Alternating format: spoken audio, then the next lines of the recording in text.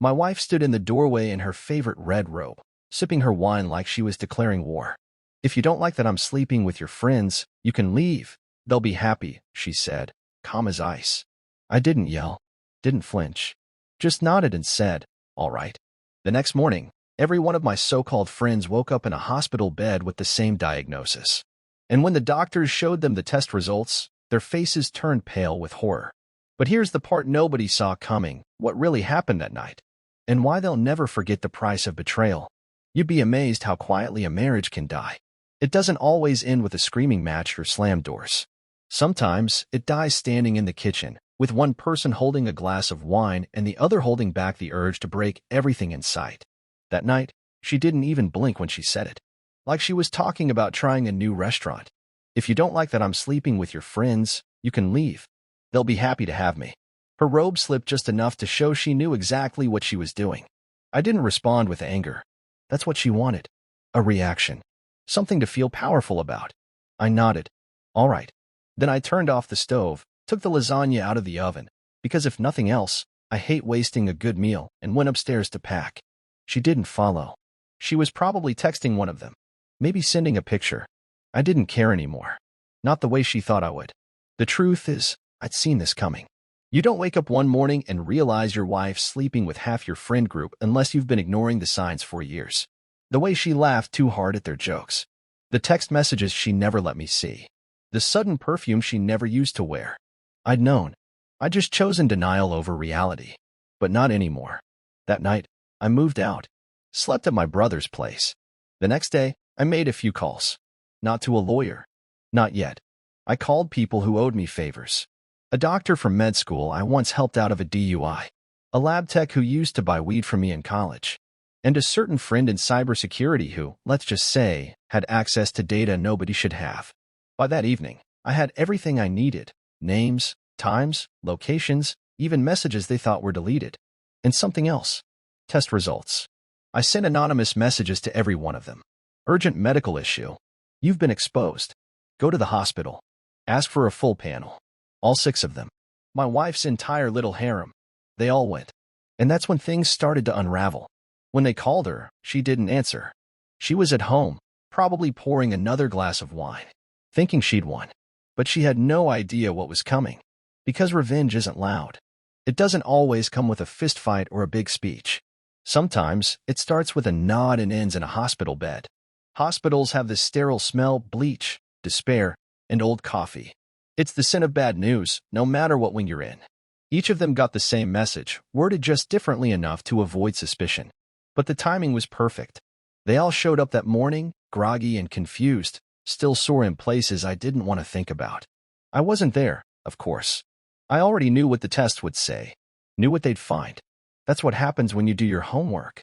One by one, my so-called friends sat in the waiting room, their legs jittering, avoiding eye contact with each other. Most of them didn't know the others were involved. That was half the fun. The other half was the look on their faces when they all realized they had something in common, my wife. The doctor finally called them in, individually, but it didn't take long for the whispers to start. One guy came out of the consultation room pale as drywall. Another was visibly sweating. I imagine the conversation went something like, "You tested positive for something." "What? What kind of something?" "Something you've got to tell your partners about." All of them. Chlamydia. Gonorrhea. One even tested positive for HSV. And maybe something else.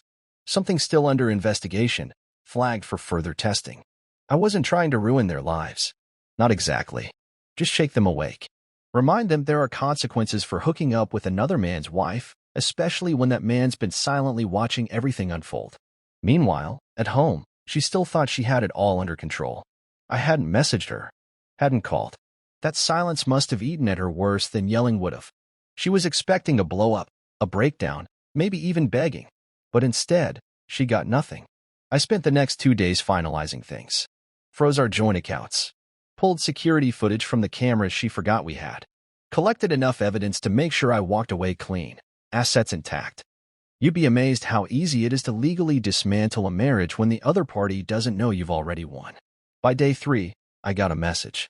One of the guys, Dave, of all people. He'd been my best man. Said we needed to talk. "It's serious," he wrote. I agreed to meet.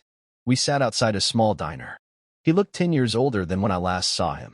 No smug grin. No pretense. She gave us something, he said. I sipped my coffee. So I heard. I didn't know, man. I swear. I didn't know it was like that. I stared at him, deadpan. You mean you didn't know she was married to me, or you didn't know she was also having adult fun with the rest of the basketball team? He didn't answer. Just stared at the table like it might offer him an escape route. They all know now, he muttered. She's not answering anyone's calls. Good, I said. She won't be hearing from me either. He looked up, finally meeting my eyes. What are you going to do? I smiled. Already did it. He didn't understand then. But he would. They all would. It didn't take long for the fallout to spread. They started turning on each other, predictably. When shame mixes with fear, people get real ugly, real fast. One guy accused another of knowing something and not saying anything. Another swore he hadn't done anything serious, just a few late nights in mutual stress relief, as he put it. Like that made it better. Group chats went silent, then exploded. Accusations, denial, panic. Screenshots got passed around. Even the hospitals started asking questions when the same group of men came back within days, now with partners in tow. Wives, girlfriends. One guy even brought his brother for testing. Just in case. Meanwhile, she still hadn't called me. Not once. But I knew she'd eventually feel the pressure. The silence from me wasn't just awkward, it was tactical. I was the missing piece of the puzzle, the quiet storm they all felt coming but couldn't predict. Then, on a gray Thursday morning, she showed up at my brother's place. I was sitting on the back porch with a cup of black coffee, watching the rain hit the rusted grill I never used. She didn't knock. Just walked around to the backyard, all makeup and tight jeans, like she thought this was a rom-com and I was supposed to fall apart at the sight of her. Hey, she said. Hey, you haven't answered my calls. I know. A beat of silence. She sat down in the chair across from me. The metal scraped like fingernails on a chalkboard. I guess you've heard, she said. I nodded. I've heard. Her eyes darted, looking for any sign of emotion. I gave her nothing. They're saying, well, they're all scared. The test results weren't great. I'm aware. And now they're blaming me. Like I'm the reason they got sick. I looked at her then. Really looked. And for the first time, I didn't see the woman I married. I saw the stranger she'd become. Cold. Detached. Still convinced she could talk her way out of this like it was a parking ticket. They blame you, I said, because they trusted you. Just like I did. She flinched at that. Barely. But I didn't make them do anything, she said. They made their own choices. And you made yours. Another pause. She was waiting for the punchline, for the part where I said I still loved her, or missed her, or wanted her back. That I forgave her. That we could fix it. But I didn't say any of that. Instead, I reached into my jacket and pulled out a manila envelope. Slid it across the table. What's this? Copies. Of everything. Everything. Everything. She opened it and started flipping through the papers. Bank records. Security cam footage. A printed out log of her group chat with my so-called friends. The hospital bill for the lab work I had done. Before I moved out. Why do you have all this? She whispered. I stood. Sipped the last of my coffee. Because I don't start fights I can't finish. She sat there in silence, paper trembling in her hand, rain tapping out a slow rhythm on the table. Then I walked back into the house. And left her there. I didn't look back when I left her sitting on that porch. Didn't slam the door. Didn't make some grand exit. Just walked into the house, washed out my coffee cup, and started the dishwasher. Sometimes silence is louder than shouting. The fallout hit hard and fast. That envelope? It wasn't the only one. The other copies were already in motion, delivered, with precision, to the wives and girlfriends of each guy who thought this little game had no consequences. I didn't do it to be cruel. I did it to be honest. Someone had to be. They'd all made their choices. I just made sure everyone got a clear look at the bill. By Friday, 3 marriages were on the rocks. One guy's fiancée broke off the engagement, packed her things, and left without a word. Another's wife showed up at his job and tossed his laptop into the company fountain. That one actually made the local news. And my wife? She stayed quiet for a while, probably waiting to see if I'd change my mind.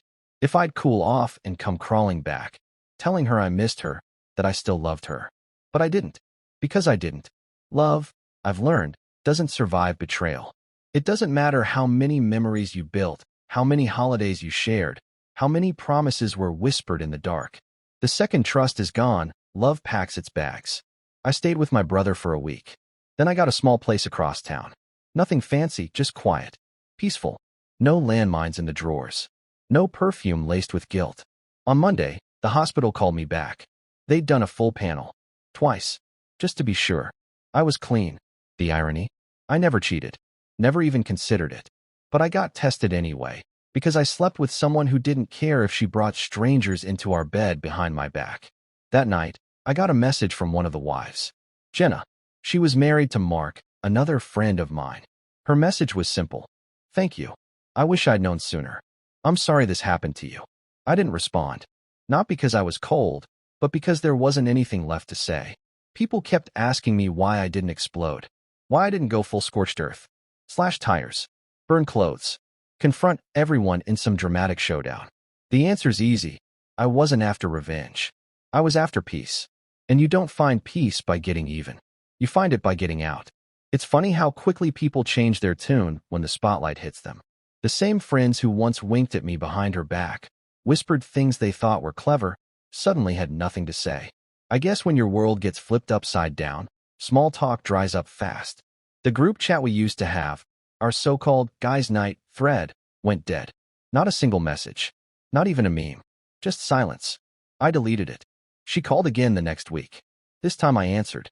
I didn't know you'd go this far, she said. Her voice was shaky. She wanted sympathy. I gave her none. You mean you didn't know I had a line? I replied. Now you do. You've ruined lives. No, I said flat. You all ruined your own. I just stopped cleaning up after it. She didn't hang up right away.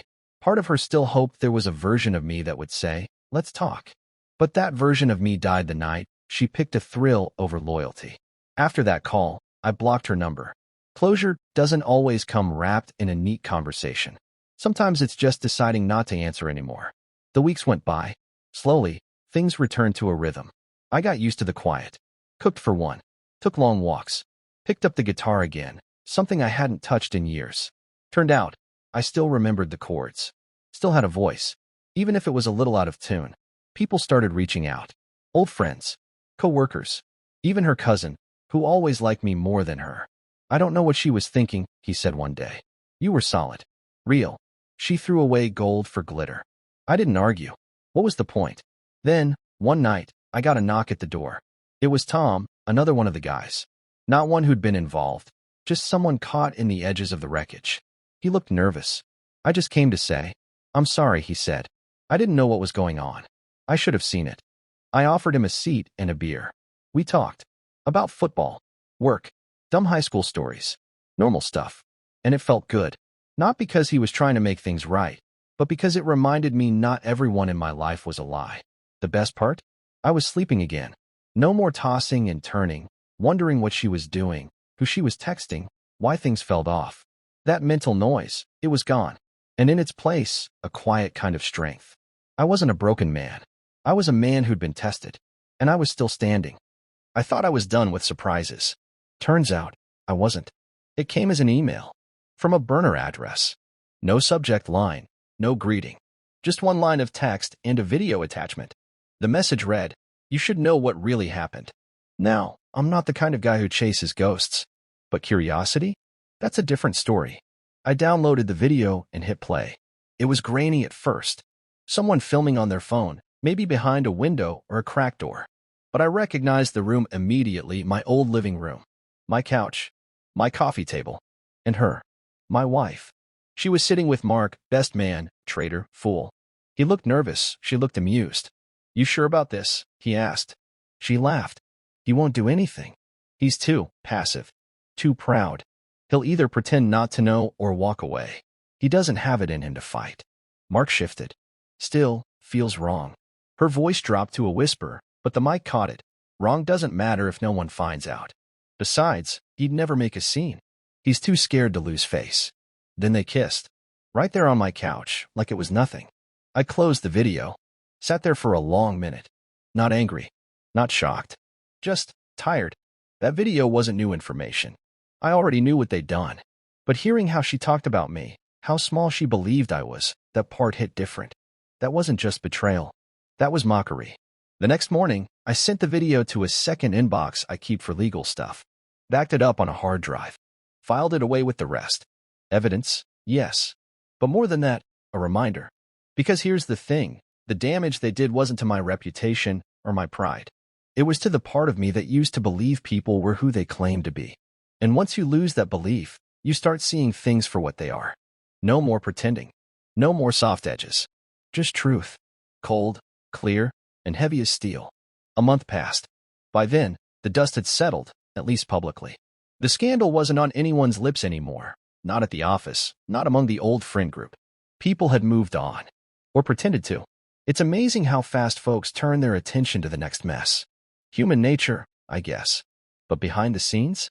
Not so tidy. I started getting messages from mutual acquaintances. All with the same undertone. She's not doing well. One said she'd been let go from her job. Something about inappropriate conduct. Another said she was staying with her sister now. Couldn't afford the apartment anymore. I didn't gloat. Honestly, I didn't feel much of anything. Then one afternoon, I got a letter in the mail. Actual paper. Handwritten. It was from her. I almost tossed it. But something told me to read it. Closure, maybe. Or curiosity.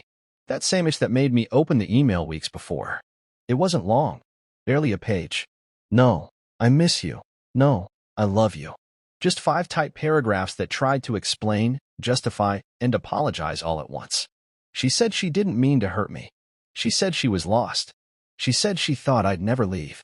But the last line stuck with me. You were the only person I ever felt safe with. I just didn't know how to live without chaos. That's what it was, wasn't it? Chaos. Some people crave it like oxygen. They call peace boring, call loyalty weakness. And then they watch everything they touch collapse, wondering why nothing good lasts. I folded the letter and slid it into a drawer. Not because I forgave her, but because I wanted to remember that line. So I'd never fall for someone like her again. The next day, her sister called me. Wanted to know if I'd consider meeting with her. Just to talk, she said. She's not asking for anything. I told her I'd think about it. I didn't. Some bridges aren't meant to be crossed again. Some bridges are meant to burn so bright, they light your way forward. The thing nobody tells you about starting over is that it's not dramatic. There's no swelling music. No final confrontation where you say the perfect thing and walk away like a movie hero. It's just life. One slow, quiet day after another. I got a new job, consulting work. Fewer hours, less stress. Paid enough to keep the lights on and my fridge full. More importantly, I could sleep. Really sleep. No late-night phone checks, no gut feelings that something was off. Just silence. One weekend, I ran into someone from the old crew, Nate. He wasn't involved in all the mess, just adjacent. We hadn't talked since the fallout.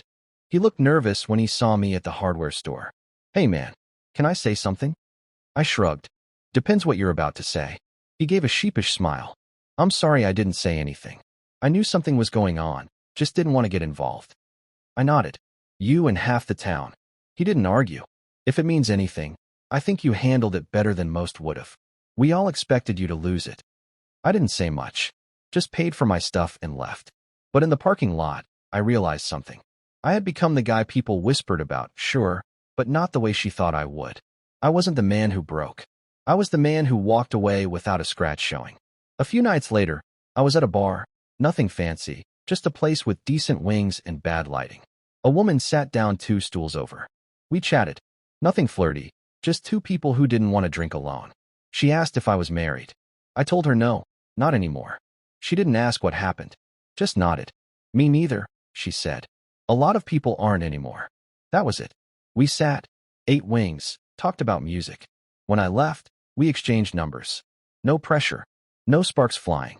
Just something simple. And that felt good. Real. Because here's the truth. You don't come back from betrayal by finding someone new to fill the space. You come back by realizing that space belongs to you. Your peace. Your self-respect. Your sanity. She took enough from me. She doesn't get my future, too. It was a random Tuesday afternoon when I saw her again. I was leaving the grocery store, bags in both hands, when I heard my name. I turned, and there she was. She looked smaller. Not physically, but like the air around her had thinned out. Like someone who'd been hollowed out by their own choices. Hey, she said.